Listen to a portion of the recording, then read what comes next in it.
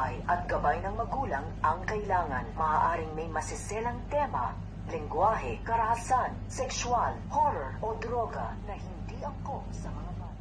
Natamaan nga nito ni Django etong si Ruthie, kung kaya't ngayon agad-agad nadadali nga nito nila Gapo at Petchay etong si Ruthie sa ospital. Subalit sinabi nga dito na kinakailangan siya maoperahan sa lalong madaling panahon.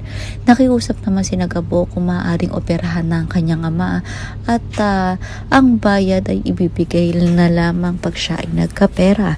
Subalit tulad ng inaasahan ay hindi nga papayag ang ospital na ito sapagkat nasa policy nga nila na kinakailangan na magbayad na muna.